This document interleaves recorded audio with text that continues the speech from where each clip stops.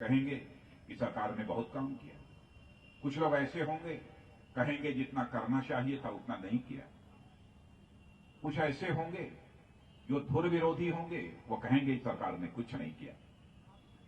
बहनों भाइयों, मैं इस बहस में नहीं पड़ना चाहता, लेकिन इतनी बात मैं दावे के साथ कह सकता हूं, चाहे इस हिंदुस्तान में आदरणीय अटल बिहारी वाजपेयी जी की सरकार रही हो, चाहे हमारे नरेंद्र भाई मोदी की सरकार हो, भारत ही नहीं दुनिया का कोई व्यक्ति उंगली उठाकर नहीं कह सकता है, चाहे अटल जी की सरकार का कोई मंत्री हो अथवा मोदी जी की सरकार का मंत्री हो, किसी के दामन पर कोई भ्रष्टाचार की दाग लगी हुई हो या कोई उंगली उठाकर नहीं कहे। उत्तर प्रदेश में भी आपने बहुत सारे मुख्यमंत्रियों को देखा है, सपा के मुख्यमंत्रियों को भी देखा है, बसपा के भी मुख्यमंत्रियों को देखा है, भाजपा के भी मुख्यमंत्रियों को देखा है। आप जानते हैं इस हकीकत को कि सपा और बसपा के मुख्यमंत्रियों पर भ्रष्टाचार के आरोप लगे, आय से अधिक संपत्ति के मामले को लेकर उनके खिलाफ एफआईआर दर्ज हुई, सीबीआई जांच चल रही है। लेकिन बहनों भाइयों, भारतीय जनता पार्टी, चाहे वो कल्याण सिंह जी रहे हों, जयराम प्रकाश जी गुप्त रहे हों अथवा मैं रहा, हम लोगों के दामन के ऊपर कोई भ्रष्टाचार का दाग लगाने की हिम्मत नहीं कर पाए।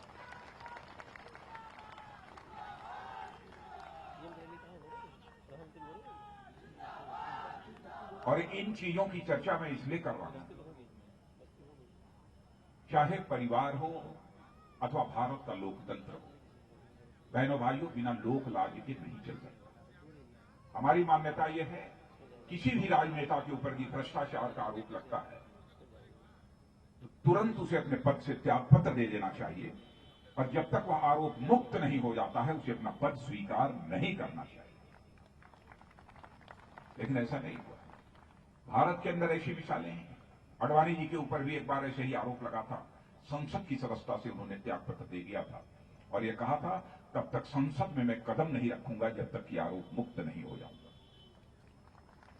राजनीति का भी एक अपना चरित्र होता है। राजनीति में एक नीति शब्द है, जहां नीति हो वहां न्याय ही होना चाहिए, वहां न्याय नहीं होना चाहिए, लेकिन नहीं होगा। 2.5 वर्षों के शासनकाल में यह भी बात मैं दावे के साथ कह सकता हूं, चाहे अटल जी की सरकार हो तो मोदी जी की सरकार, सारी दुनिया इस सच्चाई को स्वीकार करती है। इन दोनों सरकारों के शासनकाल में भारत का मस्तक सारी दुनिया में ऊंचा हुआ है।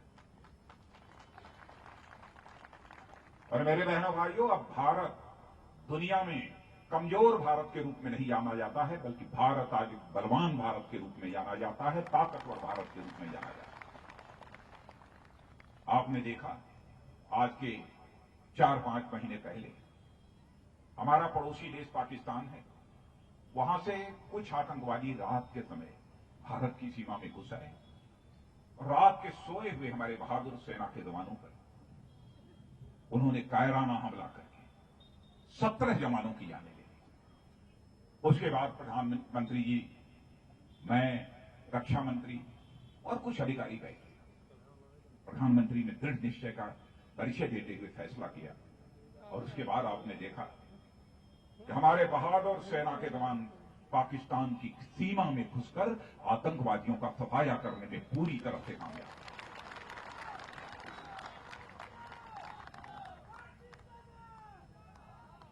भारत का जहां तक सवाल है, भारत के इतिहास के पन्नों को पलटकर कोई देखे, कभी भी हम लोगों ने अपने सीमा के विस्तार की बात सोची तक नहीं है। भारत दुनिया का इकलौता देश है जिसने दुनिया के किसी देश पर कभी आक्रमण नहीं किया है, यानी विश्व में आक्रांता के रूप में भी हमारी छवि नहीं रही। फिर भी पड़ोसी का व्यवहार हम लोगों के साथ इस प्रकार का हुआ।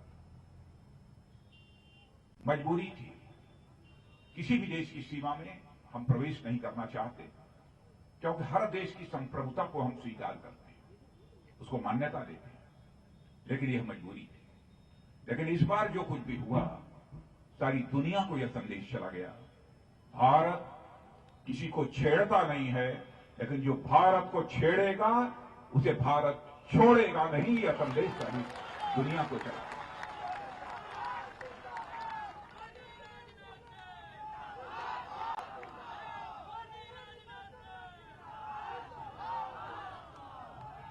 ऐसे ही 4-5 महीने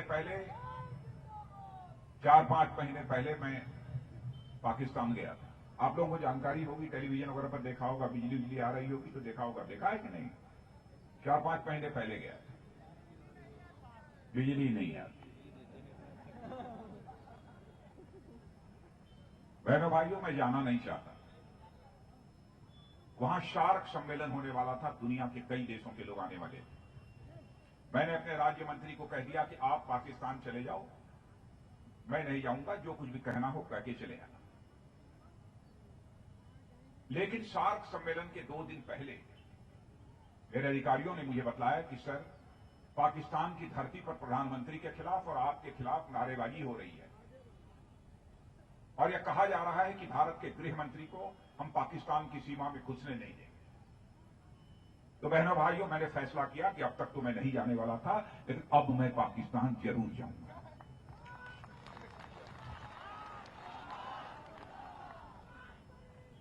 और मैं पाकिस्तान गया।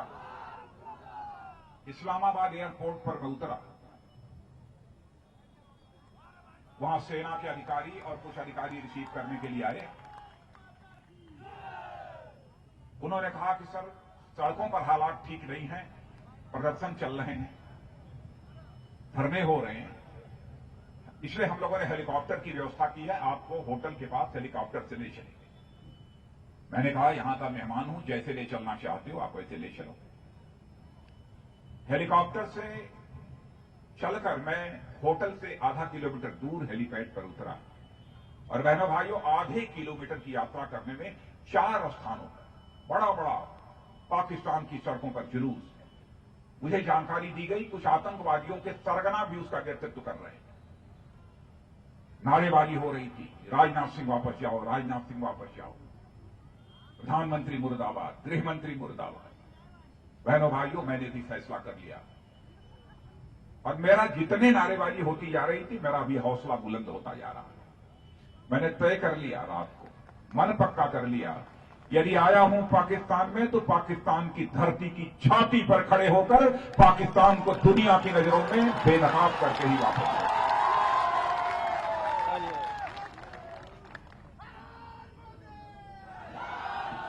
सवेरे बैठक हुई, मैंने कहा कि आतंकवाद को हवा देना बंद करो। न कोई अच्छा आतंकवाद होता है, न बुरा आतंकवाद होता है। दिल मिला गए। फिर मैं कैसे लौटा वहां से, आप लोगों ने अखबारों में पढ़ा होगा, उसकी मैं जानकारी नहीं दूंगा। पाकिस्तान हमारा पड़ोसी देश है, और हमारी भारतीय जनता पार्टी की बराबर नीति रही है पड़ोसियों के साथ अच्छे रिश्ते बनाकर रखना। और हमारे अटल बिहारी वाजपेयी जी तो कहा करते थे, याद रखना, जिंदगी में दोस्त बदल जाते हैं लेकिन पड़ोसी कभी नहीं बदलता है। इसलिए पड़ोसियों के साथ बराबर बेहतर रिश्ते बनाकर रखने चाहिए। और यही कारण था कि जिस समय हम लोगों का शपथ ग्रहण समारोह था, तो प्रधानमंत्री जी, हम सब सारे लोगों ने बैठ के यह तय किया कि अपने पड़ोसी देशों के राष्ट्राध्यक्षों को भी शपथ ग्रहण समारोह में बुलाना चाहिए। बुलाया हम लोगों ने, सभी आए, नवाज शरीफ साहब भी आए, लेकिन केवल हाथ मिलाने के लिए पड़ोसियों को नहीं बुलाया, दिल से दिल मिलाने के लिए पड़ोसियों को बुलाया था बहनों का। लेकिन हमारा पड़ोसी है कि अपनी हरकतों से बाज नहीं आता है, जब होता है तब खिटपिट कुछ करता ही रहता है। ऐसे ही 2014 के सितंबर में हमारे शपथ लेने के 3-4 महीने के बाद रात को मैं बिस्तर पर लेटकर टेलीविजन देख रहा था, खबर आई पाकिस्तान ने गोली चलाकर हमारे 5 भारत के नागरिकों को सीमा पर मार डाला, जिसमें एक महिला थी, एक मासूम बच्चा था। मैंने तुरंत टेलीफोन मिलाकर बॉर्डर सिक्योरिटी फोर्स के महानिदेशक से पूछा कि मैं यह खबर टेलीविजन पर क्या देख रहा हूं। उन्होंने कहा कि साहब यह सच है। मैंने कहा हमारी फोर्स ने क्या किया? उन्होंने कहा कि साहब हम लोगों ने 16 बार पाकिस्तान को सफेद झंडे दिखाए। मैंने कहा सफेद झंडा दिखाने का मतलब क्या होता है? उन्होंने कहा साहब सफेद झंडा दिखाने का मतलब यह होता है हम तुम पर गोली नहीं चलाना चाहते, हम तुम्हारे साथ मिल बैठकर बात करना चाहते हैं, यानी फ्लैग मीटिंग करना चाहते हैं, इसे तकनीकी भाषा में कहें। मैंने पूछा कि पाकिस्तान ने उसका जवाब क्या दिया? उन्होंने कहा साहब पाकिस्तान की तरफ से अभी तक कोई जवाब नहीं आया। तो मैंने महानिदेशक को कहा 17वीं बार अब सफेद झंडा मत दिखाना। और आज से और अभी से मेरा स्टैंडिंग ऑर्डर है, भविष्य के लिए भी पहली गोली तो भारत की तरफ से नहीं चलनी चाहिए, लेकिन एक गोली भी यदि उधर से चलती है तो फिर भारत की गोलियों को गिना नहीं जाना चाहिए। बहनों भाइयों, सीमा पर हालात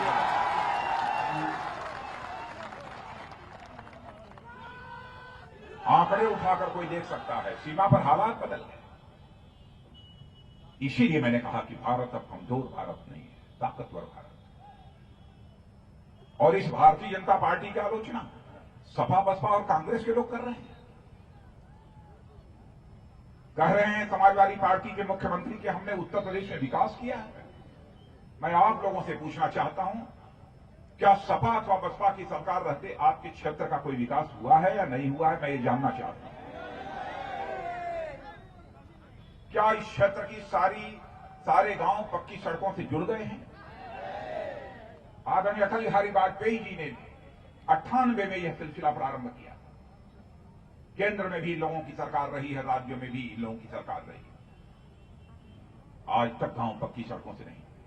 क्या खेतों की सिंचाई के लिए जो मुकम्मल पानी मिलना चाहिए वो पानी मिल रहा है आप लोग? गजपुर बांध, जिसकी बराबर सफाई होती रही है, गजपुर बांध की सफाई हुई है 5 वर्षों में कि नहीं, मैं जानना चाहता हूं। फिर भी ये कहते हैं कि विकास हो रहा है। यही विकास है? पढ़ाई लिखाई ठीक ठाक चल रही है नौजवानों? उसकी भी वही हालत। दवाई वाई तो अस्पतालों में मिल रही है खूब मजे में, वो भी नहीं। विकास हो रहा है, मुख्यमंत्री जी कह रहे हैं विकास हो रहा है। और उन्होंने कहा है कि भाजपा को देख लेना चाहिए, समझ लेना चाहिए, काम बोलता है। अरे मैंने कहा मुख्यमंत्री जी जरा अपने दिमाग पर जोर डालो, काम बोलता नहीं है, काम धरातल पर दिखता है। धरातल पर काम कहीं दिख नहीं रहा। जब कोई पूछता है कि आपको जितना करना चाहिए था कुछ कर नहीं पाया, मैं क्यों हाईवे बनवाया? बहनों भाइयों, इस देश में आदरणीय अटल बिहारी वाजपेयी ने 4 लेन 6 लेन 8 लेन सड़कों का सिलसिला प्रारंभ किया था। सारे हिंदुस्तान में किसी भी कोने में जाकर कोई देख सकता है। एक हाईवे बना दिया। हर समय जाकर कि मोदी जी हाईवे देखें, मोदी जी हाईवे देखें। हाँ, लेकिन उन्हें समझ लेना चाहिए हाईवे पर इनकी साइकिल नहीं जा पाएगी।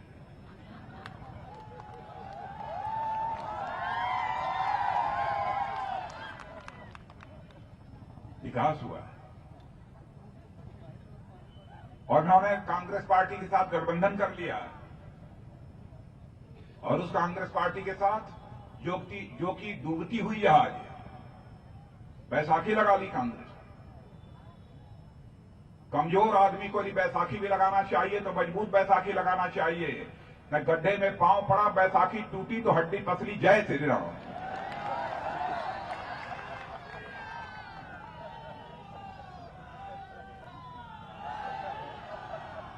और उस पार्टी की बैसाखी लगा ली जिस पार्टी का नेता, नौजवान नेता, खाट सभा कर रहा है, खाट सभा कर रहा है। बहनों भाइयों, आप लोगों के यहां भी खाट सभा कभी आपने देखी है? जिंदगी में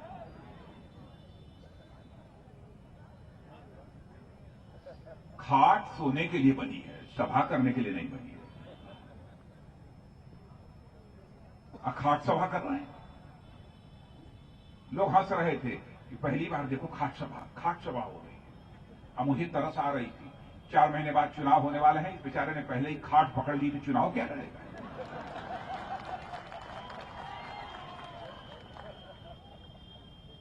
और खाट से यदि उतरे तो साइकिल पर गए थे और उनको यह नहीं मालूम है कि साइकिल में बैठे हैं उसको मुलायम सिंह जी ने पहले ही पंक्चर कर दिया। और इतना ही नहीं बल्कि उस साइकिल की चेन शिवपाल सिंह यादव ने तोड़ दिया।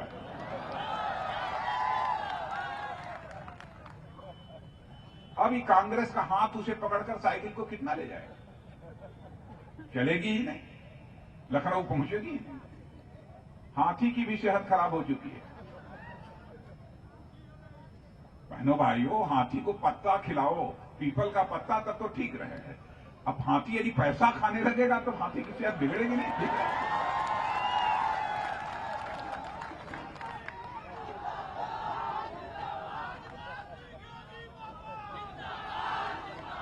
सबका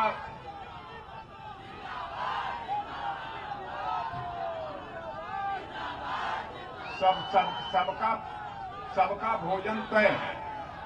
हाथी क्या खाएगा, गाय क्या खाएगी, बैल क्या खाएगा, कौन क्या खाएगा, आदमी क्या खाएगा, सर्प क्या खाएगा, सबका भोजन तय है। जो भोजन उस हाथी को मिलना चाहिए वो नहीं मिल रहा, पैसा मिल रहा तो उसकी सेहत ठीक है, नहीं ठीक रही। और जब उनसे बड़े आराम से कोई पत्रकार लोग पूछते हैं कि ये बताइए कि आप कहते हैं कि काम बहुत किया, नहीं और करना चाहता था लेकिन कर नहीं पाए। लोग पूछते हैं क्यों नहीं कर पाए, कहीं क्या करें, चाचा ने काम नहीं करने दिया, पापा ने काम नहीं करने दिया। बहनों भाइयों, इस तरीके से जान बचाई जाती है। मुख्यमंत्री होता है और आप समझिए कि उसका इशारा ही पर्याप्त होता है, आदेश की बात नहीं। और मैं जानता हूं कहीं कोई चीज होता है पुलिस के ऊपर लोग उंगली उठाते हैं, लेकिन बहनों भाइयों मैं बता दूं, पुलिस जो भी करती है मुखिया के आदेश से करती है, मुखिया के आदेश से करती है। मैं भी इस राज्य का मुख्यमंत्री रह चुका हूं और मैं जानता हूं साफ नियत के साथ मुख्यमंत्री यदि कोई आदेश दे दे, यही पुलिस वाला बड़े से बड़े अपराधी का कलेजा निकालकर जनता के हवाले कर सकता है। वो भी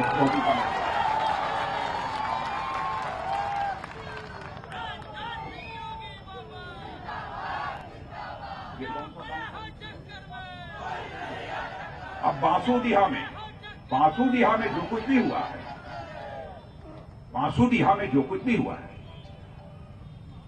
मैंने भाइयों इसका पूरा का पूरा दोष यदि मैं देना चाहता हूं तो इस उत्तर प्रदेश के मुख्यमंत्री को इसका दोष देना चाहता हूं और सरकार बनने के बाद इसकी जांच कराई। हिम्मत कैसे होगी, मुख्यमंत्री चाहते उसके बाद भी कोई गड़बड़ करे। हुकूमत ऐसे नहीं चलता। बनने दीजिए भाजपा की सरकार, गुंडे बदमाश अपनी अपनी हरकतें कर रहे हैं, लूट हत्या अपहरण बलात्कार की घटनाएं हो रही हैं। बहनों भाइयों, कोई भी गुंडा बदमाश अपने सीने का बटन खोलकर सड़कों पर चलेगा, जनता को परेशान करेगा तो उसकी खाट खड़ी कर दी जाएगी, उसे उल्टा कर दिया जाएगा, माफ नहीं किया जाएगा। मैं जानता हूं विकास की पहली शर्त होती है चुस्त दुरुस्त कानून व्यवस्था।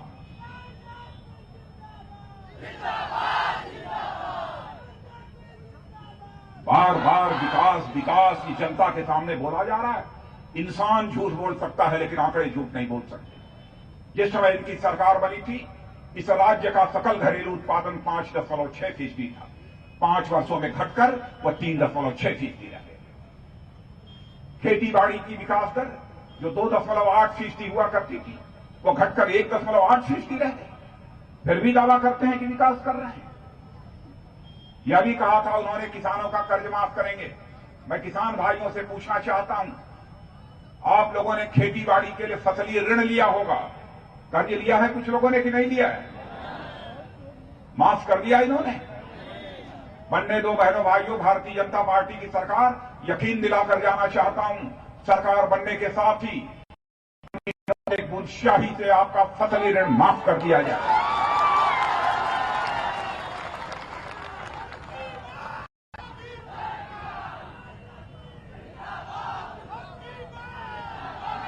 इस हिंदुस्तान के इतिहास में सबसे पहले जब अटल जी प्रधानमंत्री थे, भारत सरकार में मैं कृषि मंत्री था, 2003 की बात कह रहा हूं, 12 से लेकर 18% तक का किसानों के कर्ज पर ब्याज लगता था। बहनों भाइयों, 8% मैंने किया था 2003 में, और उसी पर आपको किसान क्रेडिट कार्ड मिलता था।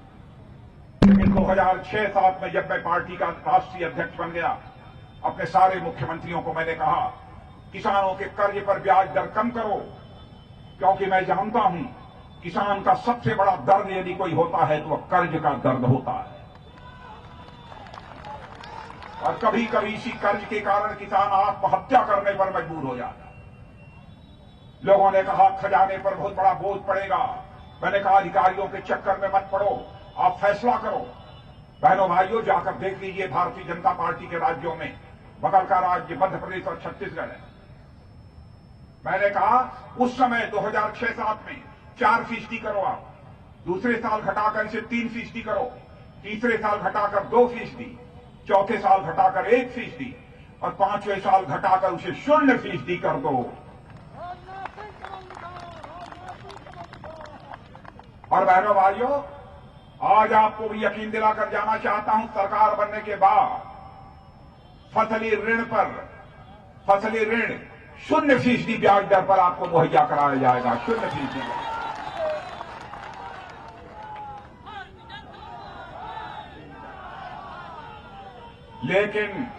लेकिन ईमानदारी की बात, 1 साल के लिए 1 पैसा भी ब्याज नहीं लिया जाएगा, लेकिन 1 साल के बाद आप नहीं देंगे तो 1% 2% तो ब्याज लगना चाहिए ना। नहीं, बैंक कैसे चलेंगे, देश कैसे चलेगा? ये होना चाहिए कि नहीं होना चाहिए? देखिए हमारे देश की जनता कितनी जागरूक है, इस हकीकत को समझती है। हमारा भी काम चलना चाहिए और हमारा देश भी चलना चाहिए, इसीलिए इस फैसले का स्वागत किया है। हम लोगों ने यह भी फैसला किया है, ग्रेजुएशन तक की लड़कियों की पढ़ाई मुफ्त कराई जाएगी। भाई नौजवान बहुत नारेबाजी कर रहे हैं, इसलिए कक्षा 12 तक की इनकी भी पढ़ाई मुफ्त कराई जाएगी। और कक्षा 12 में 50% से अधिक अंक प्राप्त कर लिया तो ग्रेजुएशन तक बच्चों तुम्हारी भी पढ़ाई मुफ्त कराई जाएगी। नौजवानों का सबसे बड़ा संकट रोजगार का संकट होता है। रोजगार, बहनों भाइयों, कोई भी सरकार हो सबको सरकारी नौकरी नहीं दे सकती, लेकिन रिक्तियां हैं वो रिक्तियों को भरा जाएगा, लेकिन उतने से काम नहीं चलेगा। इसीलिए हम लोगों ने तय किया है, एक तो 20,000 करोड़ रुपए का हमने कैपिटल वेंचर फंड बनाएंगे, 20,000 करोड़ का, और नौजवानों को 2 महीने, 4 महीने, 6 महीने की ट्रेनिंग देकर उनके अंदर हुनर पैदा करेंगे। हुनर जब पैदा होगा तो नौजवान कहेगा हम तो अब रोजगार करना चाहते हैं, मेरे अंदर हुनर पैदा हो गया, लेकिन पैसा नहीं है, कैसे रोजगार करिए? तो उस नौजवान को हम कहेंगे तुम आवेदन करो, 20,000 करोड़ रुपए का एक फंड हम लोगों ने तैयार कर रखा है। 10 लाख, 15 लाख, 20 लाख, 25 लाख जितने रुपए की जरूरत हो उसके लिए आवेदन करो। कम से कम ब्याज दर पर उस नौजवान को कर्ज मुहैया कराया जाएगा ताकि वह नौजवान अपना रोजगार खड़ा कर सके।